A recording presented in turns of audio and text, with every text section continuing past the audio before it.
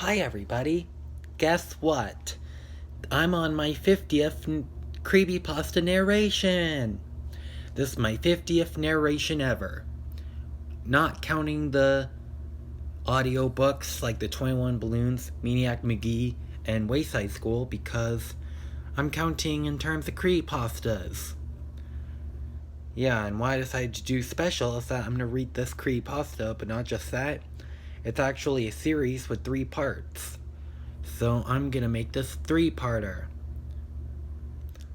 Yeah, so this is Creepypasta Narration Episode 50A. Okay, you can read. I work in a restaurant for monsters, but I'm the only human employee. Written by Darkly Gathers. Can I take your order, sir? I asked the patron, notepad in one hand, pen in the other, held steady. The creature looked at me. One of his eyes remains fixed on the menu before him. The other rolls with a wet squelch, rotating independently and hungrily giving me the once-over. I'm used to it. Such is the duty of a human that works in a restaurant that serves primarily human flesh. The man licks his lips with a dark tongue, though of course he isn't a man, not really. Settled into his seat amongst the peers and like-minded creatures, he can afford to relax a little. The colors of his suit start to fade, and it becomes disturbingly clear that he isn't wearing a suit at all. He has simply altered the colors and shades of his own crustily scaled skin like a chameleon. His eyes have begun to bulge from their sockets, yellow as they grow, pupils expanding and contracting. He grins, revealing the multiple layers of gray-green teeth behind his cracked lips, and a slippery black tongue, easily the length of my forearm, bursts from his mouth and licks the side of his face, with a disgusting and grotesque lack of shame.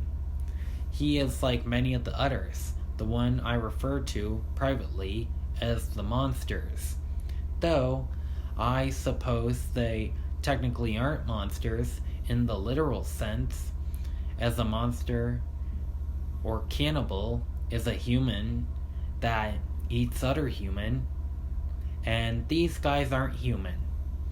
If they ever were, they certainly not anymore. But the patrons aren't even the worst part. As I said, I'm used to it. What I'm not used to, what I am yet to become comfortable with, even after a year of employment, and what I doubt I'll ever get used to, is the smell. The smell, you see, it's just, well, it's delicious. It's absolutely divine, warm and steamy, like roasted pork.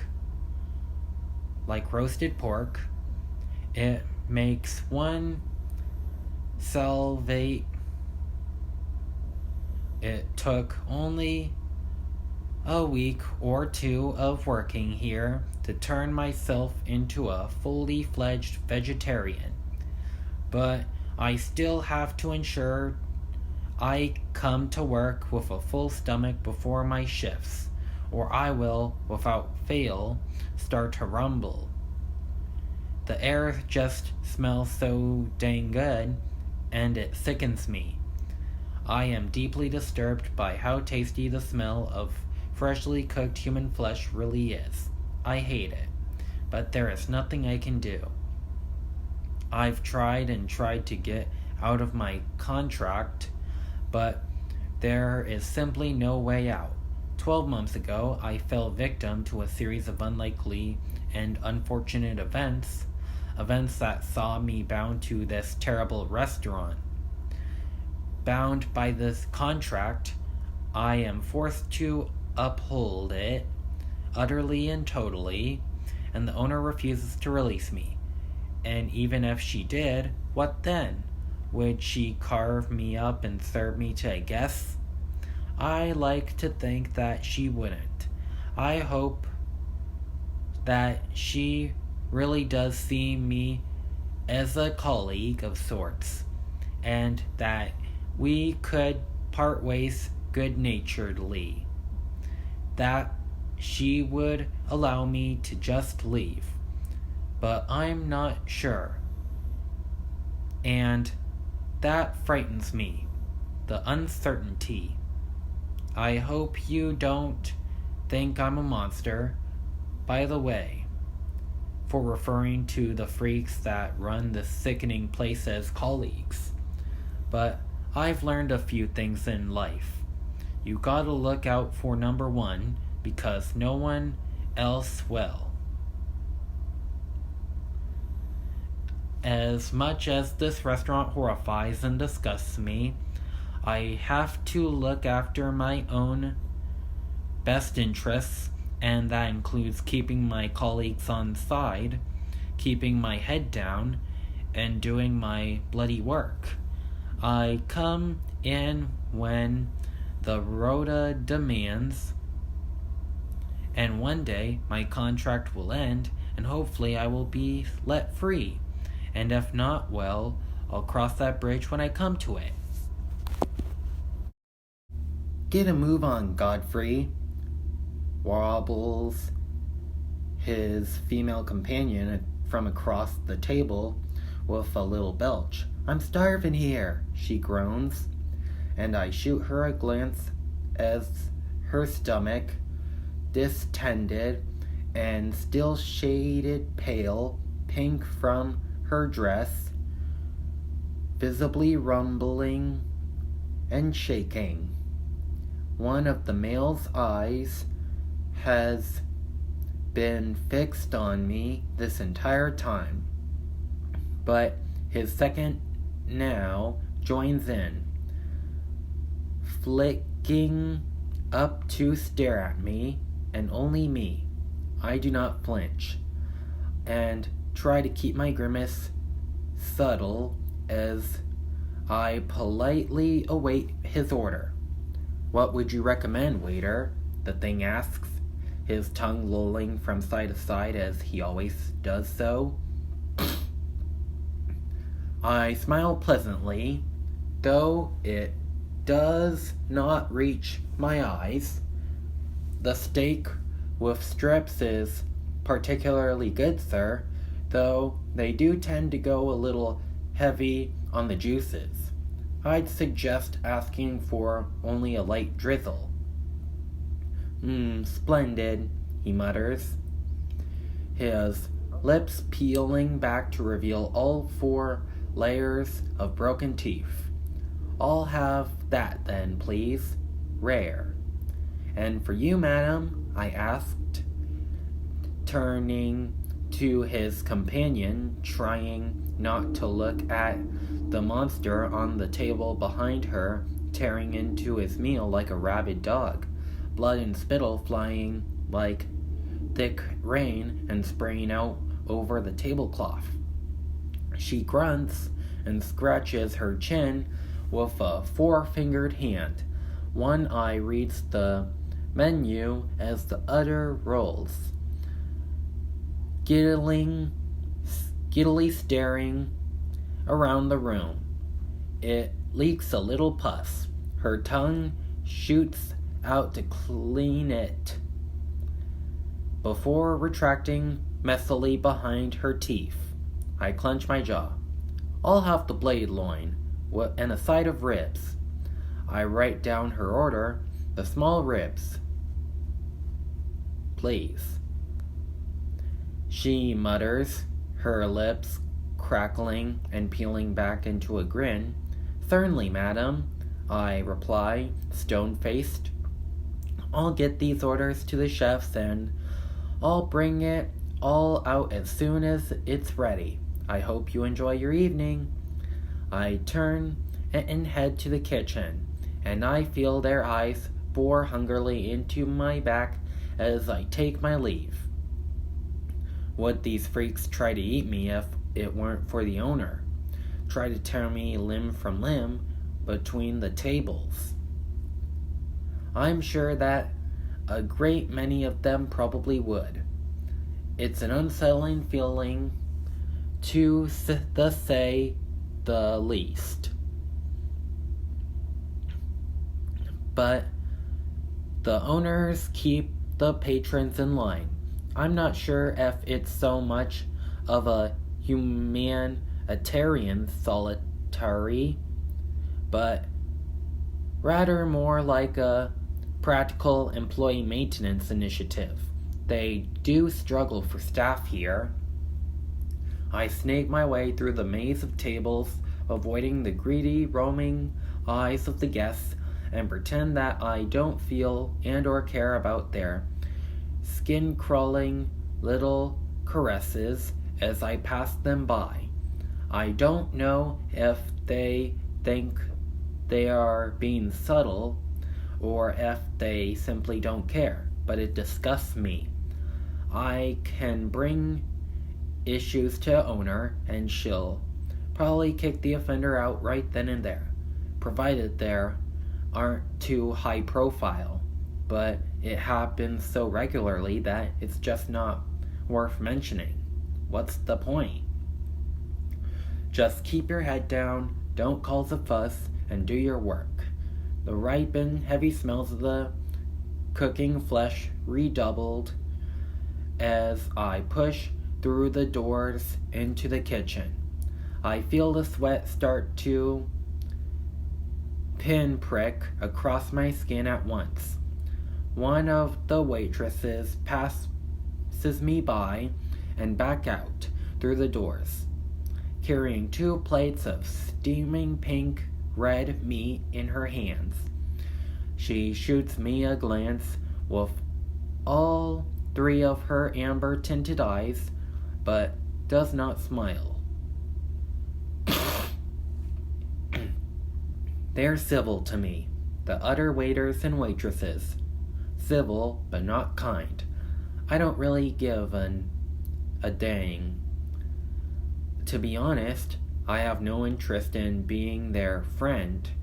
No need to become too prominent on anyone's radar, just as long as they respect me enough to not cause or seek out any issues. The chefs, however, are outright hostile. Order up, I say in a loud but dispassionate voice, holding out the order slip.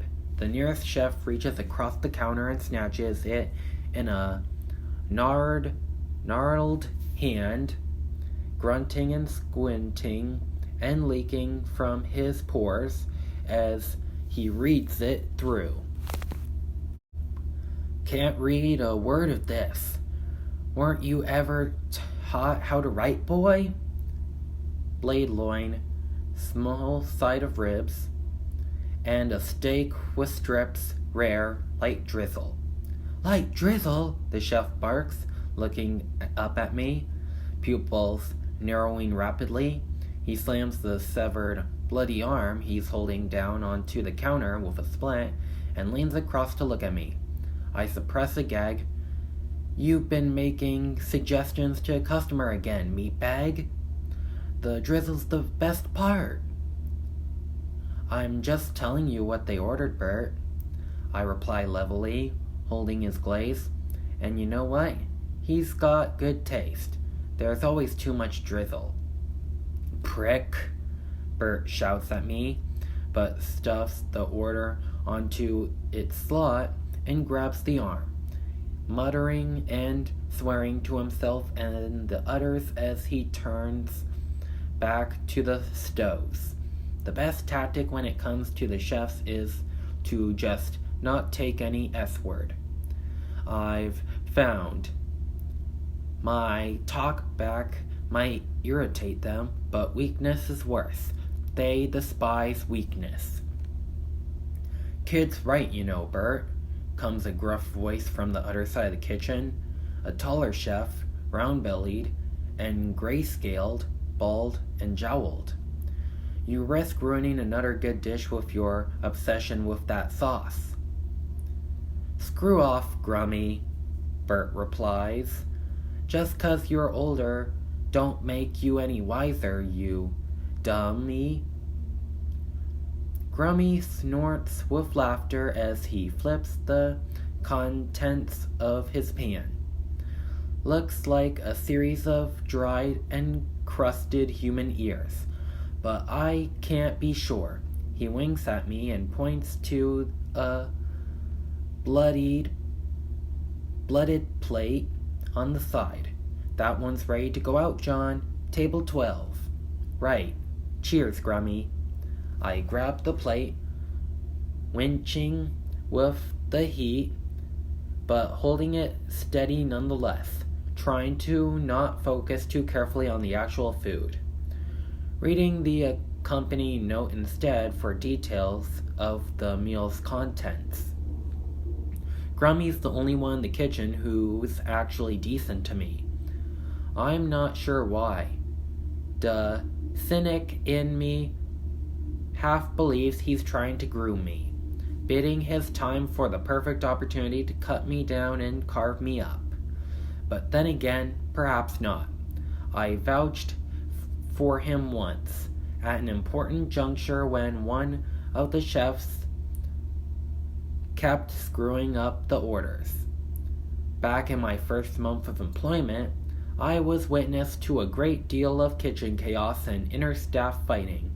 The head chef at the time was losing his wits and pinning all the blame for his orders on Grummy, and everyone believed him, too wrapped up in their own stuff to see what was going on for themselves. They just put their misguided faith into the authority. But I saw. I always see.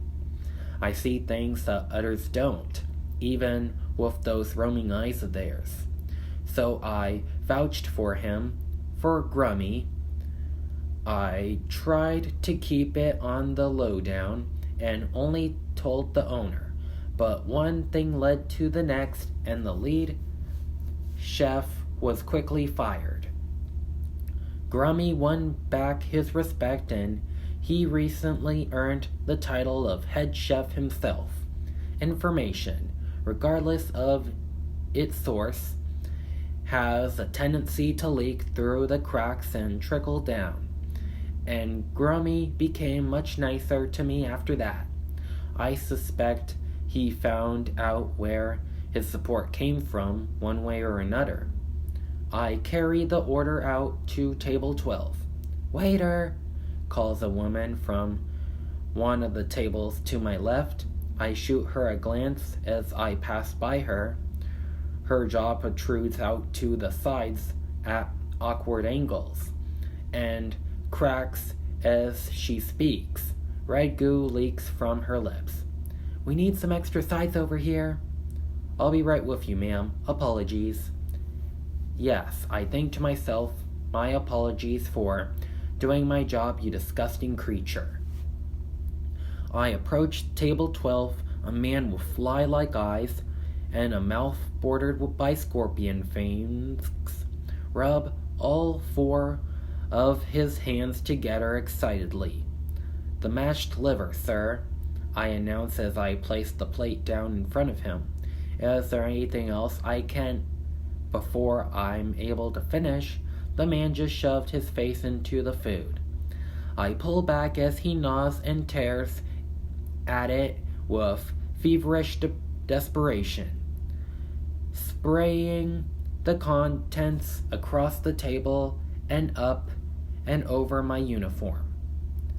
It splatters up to my chest. I am beiced by a powerful raft of the food, and my complexion pales. The man turns to me, his eyes quiver, and a low buzzing rumbles in his throat. He stops eating, grunting as he does so, staring right at me, poised and tensed, and I find myself suddenly very afraid. I want to take a step back, I want to run away, but I am overcome with a terror that to do so risks shattering the thin ice upon which this moment rests. My gut tells me that something is wrong, something is about to happen. Images of the monster lunging at me, springing from his chair, and burying his fangs into my throat and tearing it open like a wet tissue paper race like fire through my head. Is this it? Is this how it ends? No build-up, no ceremony, just one rabbit customer too many? One customer who couldn't control his urges despite the power of the threats laid down by the owner? The clear warnings on the sites. Is this it? There's a tray on a nearby table, one in the process of being cleared away. Maybe I could grab the tray, use it as some kind of makeshift shield.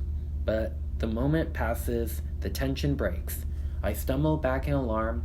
Instead of attacking me, however, the creature doubles over. He stands, clutching at his neck.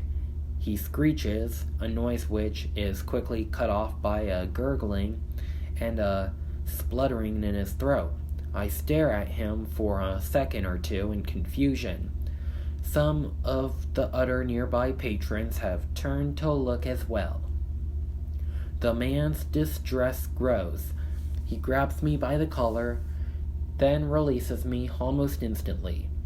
He slams his many fists down against the table. He knocks over his chair and stumbles into the next table over. Everyone is looking now, staring at the commotion, and I realize, is he choking? After another second or two, I think that perhaps he is. What would you do in this situation, I wonder? I weigh up my options. Everyone's gaze is focused on the creature, but it'll become apparent quite quickly who the closest employee was at the time of the incident. It's possible that there are staff eyes on me right now. Don't make a big deal of it, John, but do what needs to be done. Right. I step quickly behind the monstrous man. I grab hold of the cuff of his shirt to stop him from frailing, though it quickly becomes clear that I have grabbed nothing but a roll of scaled flesh, and start slamming the heel of my hand in between his shoulder blades. "What the devil are you doing?" shouts a man from the next table. "Saving his life, sir," I reply through grunts, as I bring my hand down hard for the 5th time. Still, the creature chokes, his chest rising and falling rapidly as he wheezes. Very well, here goes nothing, I think to myself as I step forward and reach both arms around him. Time to find out if the Heimlich maneuver works on these things. I ball up one of my fists against the place I presume his solar plexus to be, and I bring the palm of my other hand down and onto it, hard with the force of a punch, and a chunk of red-purple meat flies from the creature's mouth. I actually see it soar through the air and splatter against the bottle of wine a few tables down. The man staggers and wheezes, filling his lungs with great bouts of air. It's difficult to gauge expression on that monstrous face of his, but he turns to me, and if I had to hazard a guess, I'd say he looked rather bewildered, to be frank. You saved me," he sputters, but I just led him back to his seat, ignoring the round of applause that now rolls across the restaurant floor. A bizarre situation indeed. I just make sure that He is all right and still reeling from the palpitations caused by my first suspicion. Make a hasty escape to the storeroom as professionally as I can, avoiding eye contact with all as I do so. I wonder as I walk whether or not I acted correctly, whether my moves were wise, whether the creature was worth saving. You didn't do it for him, you did it for you. It was easier to do something than do nothing. But even now, even after saving one of their own, I still feel their hungry glances. I still shiver at their clammy touches, this time under the guise of congratulations. I still see them lick their lips and sweat as I pass them. I despise them. John, I have rounded the corner and left the main lobby of the restaurant. The storeroom sits at the end of the corridor, and at the opposite end of the room there was Helia. Uses her as office. That's her name, the owner, Helia. I look up at the sound of her voice. I saw what you did there, John. Don't think I didn't see. For some reason, the first emotion that passes through me is fear. But I try to force it down. Why should I be afraid? I didn't do anything wrong, did I? It's fascinating how even the mere tone of authority figure can make you doubt yourself. Yes, I reply as coolly as possible, doing my best to maintain a neutral expression. Yes, she repeats, chuckling. Her chin wobble as she does so. You saved our customer's life. You're a hero. I work in a restaurant that serves my fellow man up on a platter. I'm not a hero. I'm a traitor. Thanks, I reply. Here, take these. Go fetch me another leg from the freezer. Then get yourself home. My heart leaps. Could it be? She wouldn't. Would she? Is she going to release me from my contract? Take the rest of the day off. You've earned it. We can manage here for tonight, she says. My pulse slows back down. The rest of the day, of course.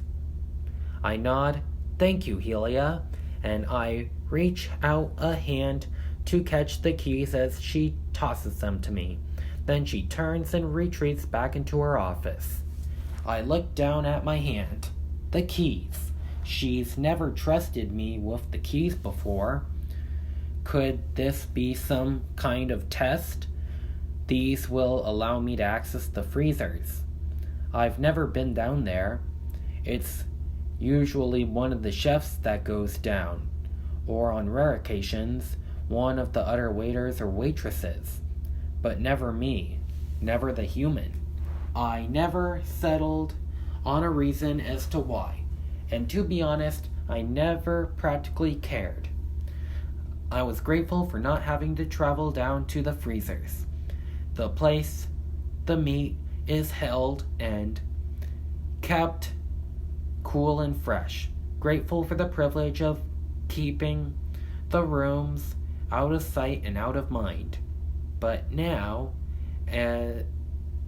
seems I am going to go down there after all. And the meaning behind her request suddenly registers. Go fetch me another leg from the freezer. Another leg. My stomach turns at the sight, at the thought. Seeing the food is one thing. The fleeting glimpses of the chef's preparations, techniques, is another.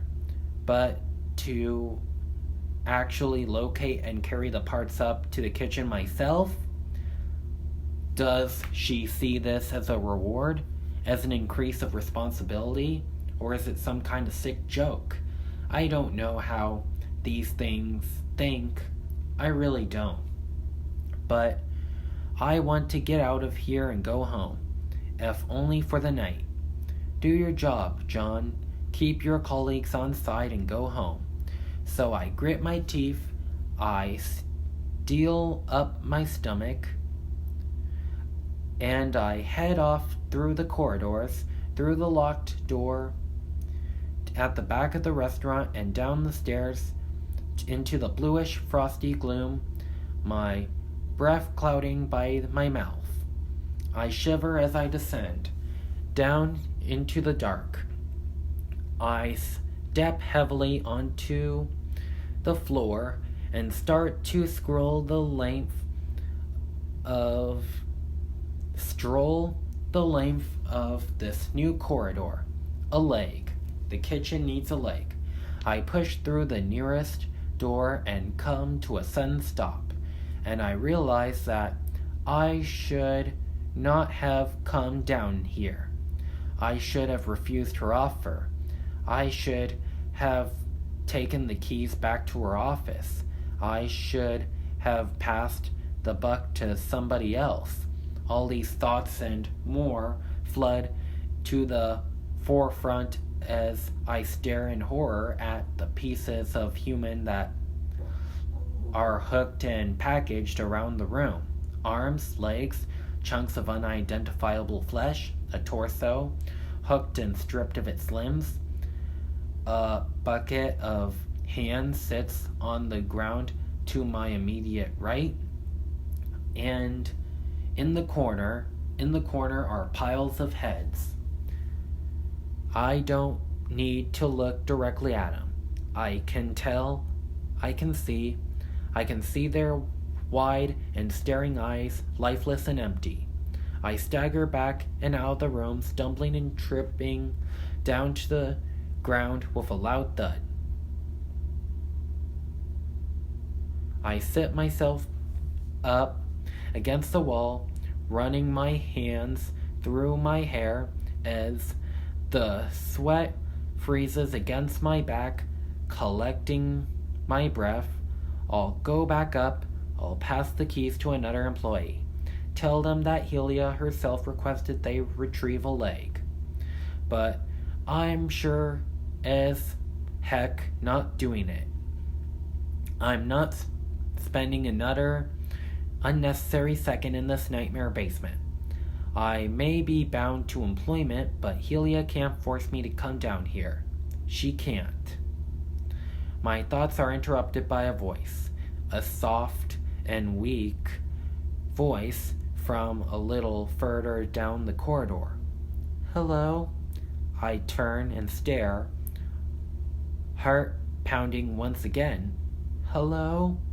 It comes for a second time. It's high-pitched, sounds like the voice of a little girl.